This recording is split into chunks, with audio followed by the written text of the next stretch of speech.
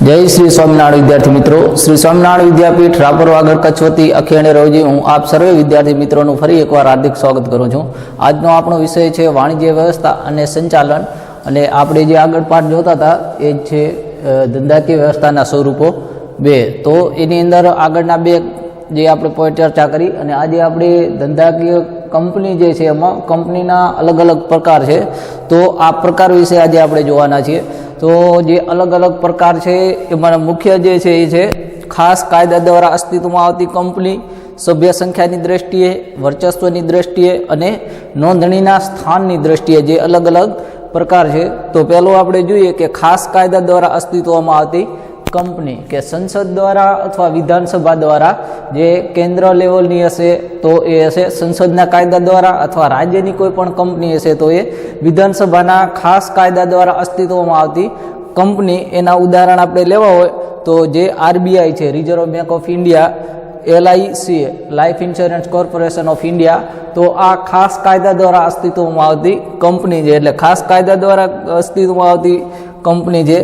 त्यारबाद सभ्य संख्यानी दृष्टिए जोईए तो जाहेर कंपनी, खानगी कंपनी अने एक व्यक्तिनी कंपनी। तो जाहेर कंपनी छे ए जे सरकारी कंपनी कहेवाय दाखला तरीके, अने जे खानगी कंपनी न होय तो एने आपणे जाहेर कंपनी तरीके ओळखीए छीए। जाहेर कंपनीनी अंदर उदाहरण आपणे लेवा होय तो सॉरी एना प्रकार जोवा होय तो ए छे शेर मूડીથી मर्यादित जवाबदारीवाળી कंपनी, जेने छेड़े लिमिटेड शब्द है यूज थतो होय छे। त्यारबाद बांयधरीथी मर्यादित जवाबदारीवाળી कंपनी अने अमर्यादित जवाबदारीवाળી कंपनी है।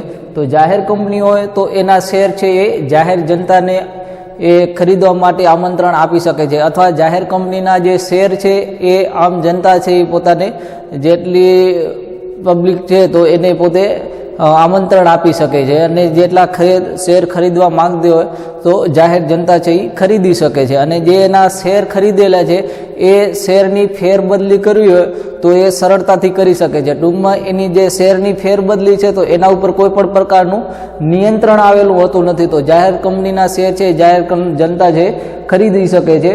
त्यारबाद एना प्रकार जोईए तो शेर मूડીથી मर्यादित अने जाहेर कंपनीने आगळ जोईए एनी सभ्य संख्यानी दृष्टिए जोईए तो जाहेर कंपनीनी अंदर ओछामां ओछा 7 सभ्यो होय अने वधारेमां वधारे केटला होय तो एनी कोई लिमिट नहीं, अथवा वधारेमां वधारे गमे तेटला व्यक्ति छे एनी अंदर शेर खरीदी अने जोड़ाई शके छे। एटले वधारेमां वधारे केटला होय तो एनी कोई लिमिट नहीं अने ओछामां ओछा जाहेर कंपनीनी अंदर 7 सभ्यो होवा जरूरी छे। एनो जे पेटा प्रकार छे शेर मूડીથી मर्यादित जवाबदारीवाળી कंपनी के जे पण व्यक्ति छे एने जे शेर खरीदेला छे तो एनी जे दार्शनिक किंमत छे एना पूरती एनी जवाबदारी छे मर्यादित रहेशे। एने पोते जेटला शेर खरीदेला छे एटली एनी जवाबदारी रहेशे। एटली कंपनीनो कदाच विसर्जन थाय भविष्यनी अंदर तो एनी जवाबदारी पोते खरीदेला शेर पूरती मर्यादित रहेशे। त्यारबाद छे बांयधरीथी मर्यादित जवाबदारीवाળી कंपनी। जे शेर खरीदनार छे शेर होल्डर तो एने पोते जेटली बांयधरी आपी हशे एटली बांयधरी पूरती एनी जवाबदारी छे मर्यादित रहेशे। कंपनीनुं विसर्जन थाय तो एने जेटली बांयधरी आपेली हशे एटलो ए पोते चूकववा माटे ए व्यक्ति जवाबदार रहेशे। त्यारबाद एनो त्रीजो प्रकार छे अमर्यादित जवाबदारीवाળી कंपनी। जे अमर्यादित जवाबदारीवाળી कंपनी छे तो एनी जवाबदारी छे अमर्यादित रहेशे। आगळना प्रकारनी अंदर जोयो के बांयधरी जेटली आपी होय एटली ज पोते जवाबदारी चूकववा माटे व्यक्ति जे एना संचालको छे शेर होल्डर छे एनी जवाबदारी छे मर्यादित होय छे। ज्यारे अमर्यादित जवाबदारीवाળી कंपनी छे कदाच भविष्यनी अंदर एने विसर्जन थाय तो जे ते सभ्यनी जवाबदारी छे अमर्यादित रहेती होय छे। कंपनीनी जेटली मिलकतो छे एना करता जो कंपनीनो देवो छे कि वधी जाए, बधी कंपनी छे पोतानी बधी मिलकतो छे आपी दे छतां पण देवुं जो एनुं पूरुं थतुं न होय तो एना जे सभ्यो छे एनी साथे जोडायेल जे व्यक्तिओ छे शेर होल्डर छे तो ए पोताना अंगत मिलकतो वेचीने पण कंपनीनुं देवुं छे चूकवता होय छे। એટલા માટે એની જવાબદારી છે અમર્યાદિત જવાબદારી છે। એ જ રીતે આગળ જોઈએ તો ખાનગી કંપની, જે જાહેર કંપની નથી તો એને ખાનગી કંપની તરીકે ઓળખવામાં આવે છે। અને એની સભ્ય સંખ્યાની દ્રષ્ટિએ જોઈએ તો ઓછામાં ઓછા 2 સભ્યો હોવા ખૂબ જરૂરી છે અને વધારેમાં વધારે 200 સભ્યની એની અંદર ખાનગી કંપનીની અંદર મર્યાદા છે। જ્યારે આપણે જાહેર કંપનીની અંદર જોઈએ તો વધારેમાં વધારે કેટલા સભ્યો હોઈ શકે, તો એ પ્રકારની કોઈ પણ મર્યાદા નથી। વધારેમાં વધારે ગમે તેટલા વ્યક્તિ છે જાહેર કંપનીની અંદર જોડાઈ શકે છે, જ્યારે ખાનગી કંપનીની અંદર આ એક મર્યાદા છે કે ઓછામાં ઓછા 2 સભ્યો હોવા જોઈએ અને વધારેમાં વધારે 200 સભ્યો છે એ હોવા જરૂરી છે। એ જ રીતે આમાં આગળ જોયા હતા એ જે મર્યાદિત જવાબદારીવાળી કંપની, તો ખાનગી કંપનીની અંદર પણ આ એક પ્રકાર છે। બીજો છે બાંયધરીથી જવાબદારીવાળી કંપની અને અમર્યાદિત જવાબદારીવાળી કંપની। તો જે જાહેર કંપની છે એની અંદર જાહેર જનતાને આમંત્રણ આપી શકે છે, જ્યારે ખાનગી કંપની છે તો એની અંદર જાહેર જનતાને આમંત્રણ આપી શકાતું નથી અને એની જે સભ્ય સંખ્યા 200 થી 200 હોય છે અને એના જે શેર છે એ ફેરબદલીમાં નિયંત્રણ લાદેલા હોય છે, કેટલાક નિયમો હોય છે। જ્યારે જાહેર કંપનીની અંદર આપણે જોયું કે કોઈ પણ વ્યક્તિ છે સરળતાથી પોતાના શેર છે ખરીદી શકે છે, વેચી શકે છે, એ રીતનામાં એટલી ફેરબદલી ઉપર એના ઉપર નિયંત્રણો આવેલા છે। અને એની જે મર્યાદિત જવાબદારીવાળી જે કંપની હોય તો એમાં પણ આગળ જોયું એ રીતના પોતે જેટલા શેર ખરીદ્યા હોય તો એ શેરની દાર્શનિક કિંમત જેટલી હોય તો એટલી એની જવાબદારી રહેશે। અને બાંહેધરીથી મર્યાદિત જવાબદારીવાળી જે કંપની હોય તો એની અંદર પણ આગળ જોયું એમ જેટલી પોતે બાંહેધરી આપેલી હશે એટલી એની જવાબદારી છે મર્યાદિત રહેશે, એટલે એને જે આપેલી બાંહેધરી પૂરતી મર્યાદિત રહેશે।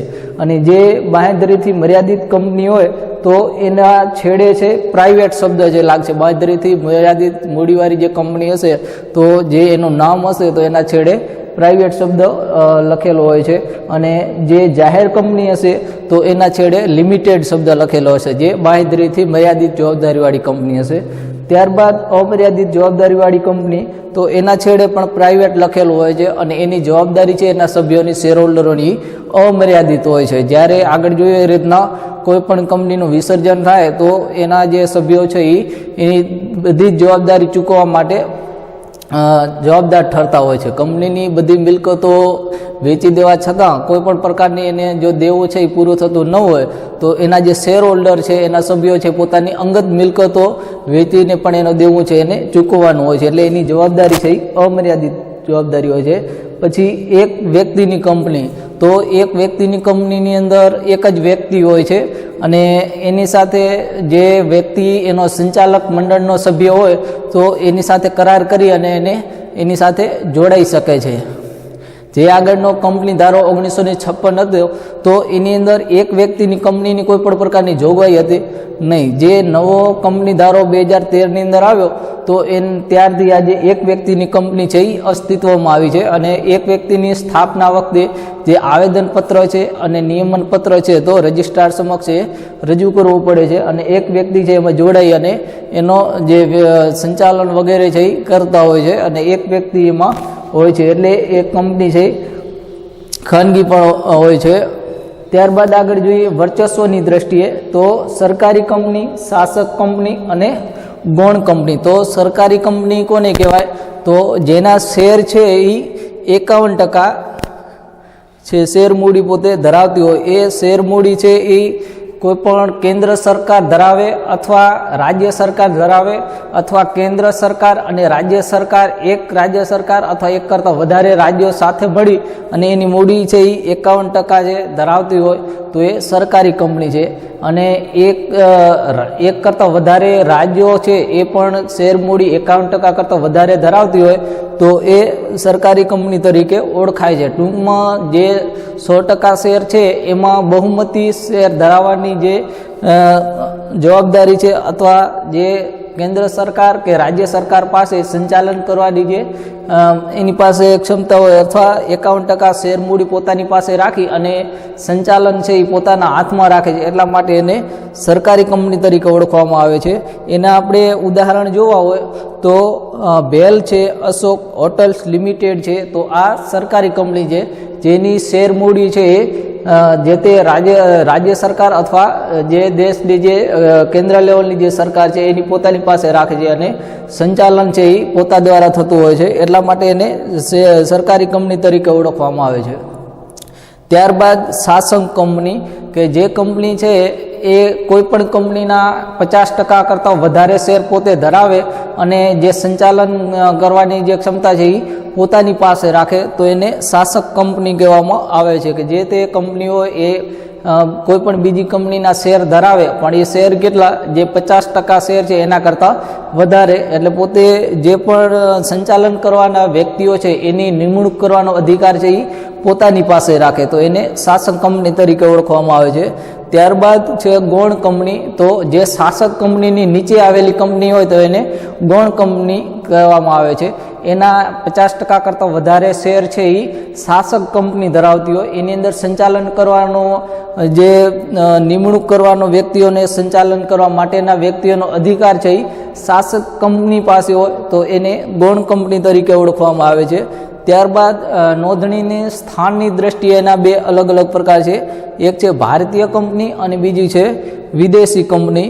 તો ભારતીય કંપની એટલે જેની સ્થાપના છે એ ભારત દેશની અંદર થયેલી હોય અને એનો જે કાર્યનું સ્થળ છે એ પણ ભારત દેશ હોય, એનો ભારતીય કંપનીદારો જે છે એના અનુસાર અથવા એની સ્થાપના થયેલી હોય તો પણ એને ભારતીય કંપની તરીકે ઓળખવામાં આવે છે. ટૂંકમાં જેની સ્થાપના ભારતની અંદર થયેલી હોય, જેને ભારત દેશની અંદર થયેલી હોય અથવા ભારતનો જે સંસદની અંદર કાયદો પસાર કરી અને એની સ્થાપના કરવામાં આવી હોય અથવા ભારતીય કંપનીદારો જે છે એના અનુસાર એની સ્થાપના થયેલી હોય. અને વિદેશી કંપની એટલે જેની સ્થાપના છે ભારતીય બહારના સ્થળે થયેલી હોય તો એ વિદેશી કંપની છે. જેનું કાર્યક્ષેત્ર છે એ પણ ભારતની બહાર હોય તો એ વિદેશી કંપની છે. તો આમાં આપણે જે કંપનીના અલગ અલગ પ્રકાર જોયા તો આ એના મુખ્ય પ્રકારો છે. હવે એના પછીનો જે પોઈન્ટ છે કંપનીની સ્થાપના વિધિ આપણે આગળના ભાગમાં જોશું. અસ્તુ. જય શ્રી સ્વામિનારાયણ.